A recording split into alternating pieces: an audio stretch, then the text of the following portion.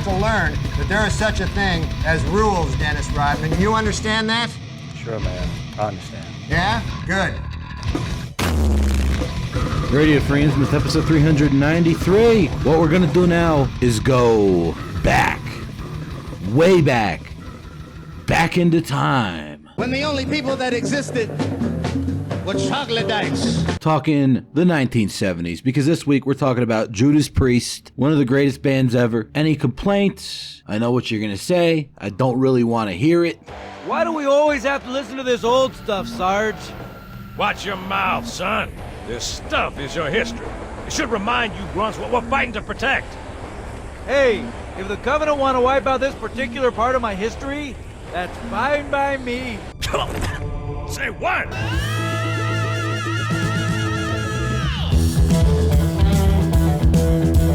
You know, like that Enslaved episode last week. You know, I feel like that episode was pretty good. Yeah, that's a pretty well-known older band, but I felt like I had a pretty unique take on them. At least one that I hadn't really seen on the internet that much. Same thing going on with the Priest here. Because this week, we're not talking about Jawbreaker, Painkiller, Eat Me Alive, The Sentinel, Screaming for Vengeance. Breaking the law, Randy. Breaking it. The law, Randy. Breaking the law. I mean, obviously, I don't have any problem with that era of Judas Priest either. I'm not a fucking poser. There's a lot of people talking about poop on the wheeler, and there's many cases. But depending on how you consume your Radio Free Innsmouth, you may have noticed that the title of this episode was the really old Judas Priest albums you probably haven't listened to. Because we're just talking about the first two albums this time. The undisputed classic Sad Wings of Destiny and its almighty, and I said almighty, goddammit, predecessor, Rocka Rolla, the latter of which is possibly the most unfairly maligned classic metal release in all of human history. Because people pretty much either just completely shit on this album, they ignore it, they're like, oh, I guess it's historically important, whatever, you know, I thought Run of the Mill was okay, I guess. That's all some fucking poser shit, you know, fucking Posenstein, fucking Count Posula, fucking Poseroth, the one-winged poser angel, fucking Jesus Christ. And I'm not even talking about poser shit the way I usually use the word poser, which is more of a tongue-in-cheek thing, and it basically just means stuff I don't agree with. You think you can get away with saying that shit to me over the internet? No, in this case, I'm talking about actual poser shit, because people just run around repeating this stuff that they've heard, and I doubt they've ever actually listened to the fucking album. Because let me tell you something. When I belatedly started listening to Rocka Rolla, maybe like 15 years ago, I don't know how you could hold a garbage opinion like that with the album being what it is, because Rocka Rolla is fucking awesome. And if you still run around spouting these big glossy journal magazine platitudes about it, you know what? You don't get to drink the Rocka Rolla. You get the Poser Cola. If you're repeating these libels and slanders out of ignorance, when you finally listen to the title track of this album, I guarantee it's going to blow your socks off, because the roots of all kinds of stuff, voivod, loudness, any of that metal with weird guitars and weird rhythms, it's all encoded in primordial form on the main riff of this track, released way back in 1974. Like, just listen to that weird-ass riff. It's like voivod before voivod, 70s demilich, but not only is it ahead of its time, but the song itself kicks ass regardless of when it was recorded. The kind of weird cadence to it just makes it that much more unique. And Halford's vocals, like you would expect if you get your head screwed on straight, they're fucking flawless, as always. Here's a weird 70s noise. Whole lot of that going on in this album, and I'm here for it, as the kids say. Then you get this dope fucking chorus, which is super fucking catchy, but it maintains that weird mechanistic bounce that kind of runs through this whole song, that sort of cybernetic pulse. And as you have no doubt come to expect from Judas Priest, the lead guitars on this album are absolutely immaculate. Tons of cool solos, but also lots of cool sort of lead guitar riffing type sections, adding extra melodic motifs to the songs. Real progressive feeling, which is something I think is often under-noticed with Judas Priest. And I like the weird combination of like whooshy 70s sci-fi noises and harmonica here too. Something about doing harmonica specifically like that always gave me kind of a cowboy bebop feeling. Sort of a dead-end, desiccated future sci-fi sort of thing. Very Hawkwind. In fact, maybe that's part of why I really learned to appreciate this album, because I got into it right when I was getting into Hawkwind, who are amazing. Honestly, if you ask me, they're better than Motorhead. Maybe some people disagree. People are saying that, but they're wrong. We're going to kill them if they say that. We're going to hunt them down with drones and make sure they're eradicated. Go ahead. But getting back to Rocka Rolla, you gotta remember these guys are from Birmingham, just like Black Sabbath. And like early 70s Black Sabbath, there's a whole lot of gothic, sort of doomy stuff going on in this album that I don't really hear people bring up that often when talking about it. You got some of the undernoticed songs from the B-side of the album, like Dying to Meet You, which comes in real gloomy with this bass-led riff. Then when the guitars jump in, it gets pretty fucking heavy. Sort of a darkly bluesy kind of hard rock riff that takes a turn for the neoclassical once its little counterpoint phrase spins off. As mentioned earlier, this is a very progressive rock sort of album, so a lot of these songs aren't just going to be like one riff. They got a whole lot of different sections to them. Here's some cool Halford vocals, sort of a low-key crooning style that he didn't really end up utilizing that much after like Sin After Sin. It was pretty much completely gone by Stained Class, which is kind of a bummer because he was really good at it. It's pretty similar in approach to Al Atkins, who was the original vocalist of Judas Priest before Rob joined. Might be why he stopped doing it after a while. Anyways, we get back in that doomy fucking riff from earlier with its evil, more neoclassical doomy sort of brother. But that's going to take us into a whole nother section of the song, which might sound a little bit more similar to what a lot of people think of classic Judas Priest.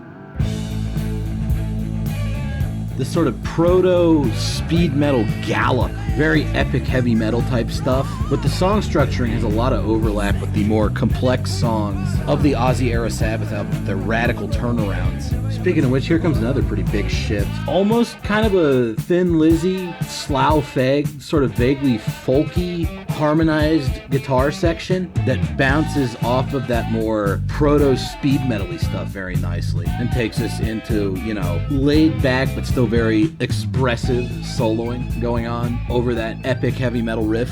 I'm not sure why Dying to Meet You isn't really mentioned as a classic early Judas Priest track as much as it should be. Usually when people do give this album some props, which is very fucking rare, they'll mention the title track, maybe they'll mention One for the Road, but most of the time they'll bring up the song Run of the Mill, which is sort of the prototypical Judas Priest epic kind of ballady song, and it is very good, but it's actually not my favorite song of that type on this album. My favorite epic length track on this one is actually entitled The Winter Suite. It's actually sort of split up into 3 mini songs entitled Winter, Deep Freeze, and Winter Retreat, and then on most CD versions of the album, they also combine the song after it, Cheater, with the rest of that because they all kind of blend into each other. Whatever you want to consider the starting and ending point of this particular song suite, it's fucking incredible. It actually feels like certain early Saint Vitus songs took a whole bunch of influence from it, specifically thinking of songs like Walking Dead here.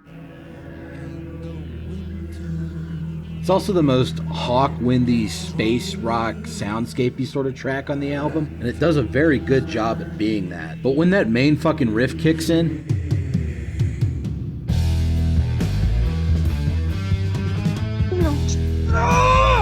fucker's just heavy, dude. And the drumming on this one is very sick. Bill Ward style stuff from John Hinch here. Apparently, Judas Priest got rid of this guy because they didn't really think he was fitting with their style. And yeah, Simon Phillips and especially Les Binks from later on were probably better drummers overall, but he does a bang-up job on this album. With this kind of looser, fill-heavy style sort of dancing around the big, doomy, blocky riffs like you're hearing right now. Then you get to the second part of the suite, Deep Freeze, and this is where I'm really hearing the Saint Vitus shit, because this is total fucked up weird guitar soundscape. Again, somewhat comparable to Hawkwind in many respects, or maybe even the Robert Fripp and Brian Eno collaborations. I don't know if any of that stuff was an influence here. They might have just been channeling a similar wavelength. Whatever was responsible for this section, I'm glad it's here, because it's fucking awesome. It's weird, like, howling winds and ice scraping noises. All done with guitars and studio tape trickery. Real fucking dark, creepy shit. And then the way it goes into the third part of the suite, Winter Retreat, also really something special because it's almost like a total genre shift, but it works for the song, which is this like real pillowy, sort of light progressive rock thing. Halford busting out some softer vocals, not the crooning style you heard earlier. It's a completely different style of vocal. This might actually be the most varied vocal performance of Rob Halford on any album. He really flexes his vocal muscles here. Incredible, smooth muscle control. Well, that's a bit pervy, isn't it? But yeah, those 3 songs I played, those are all fucking bangers. The whole album kicks ass. In fact, the only real complaint I have with it isn't really through any fault of the album's own, but rather, it just doesn't fully represent the whole Judas Priest set list at the time. Because they had other songs they demoed, like Mind Conception, Holy is the Man, a cover of Black Sheep of the Family, that for whatever reason didn't make it onto the album. But the worst case of butchery here is the version of Caviar and Meths that's on this album. I mean, what we've got from it is pretty cool.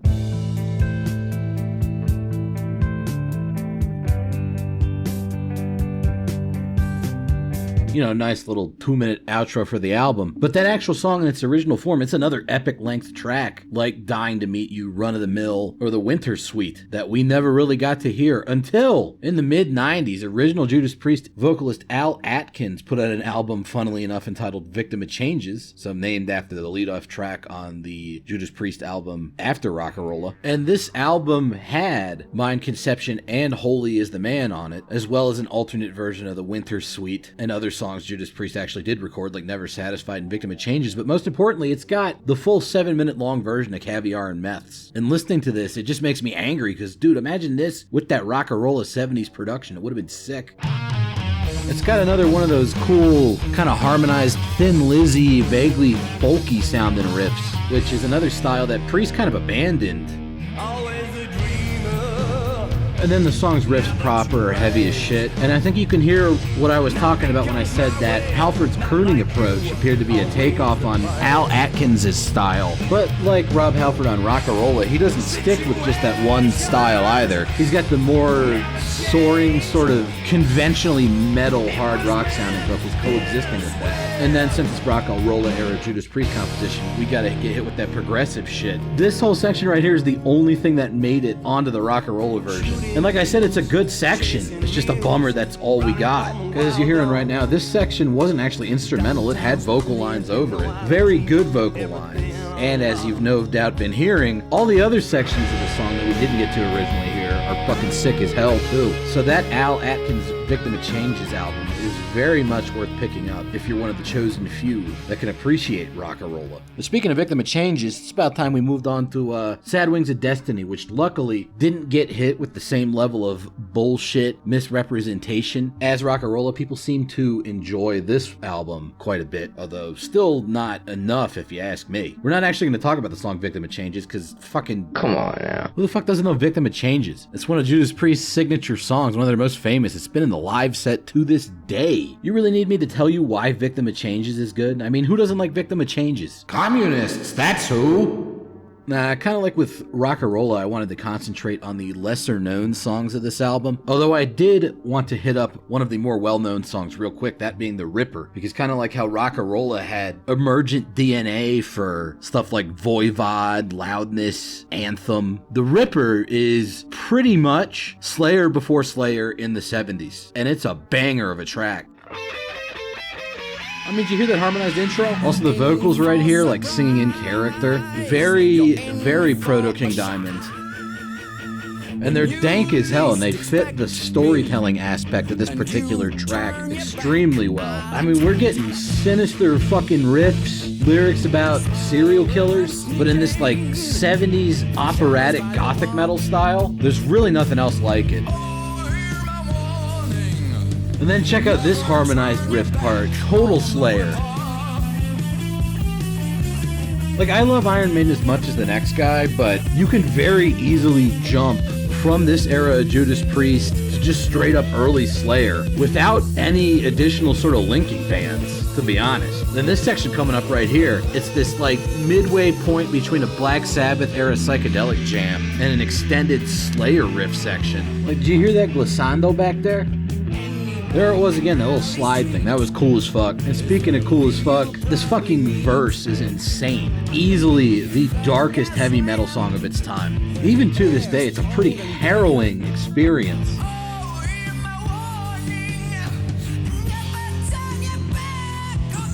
This song at least does seem to get a substantial amount of buzz about it to this day, but not nearly enough if you ask me. I mean, what the fuck else sounded like that in the 70s? You heard of the new wave of British heavy metal? I love that stuff. This song is doing pretty much everything that movement did, but almost a decade earlier, and in many cases in a much darker, more fucked up way. And it's not even my favorite song on the album. My favorite song isn't Victim of Changes either. It's fucking Tyrant.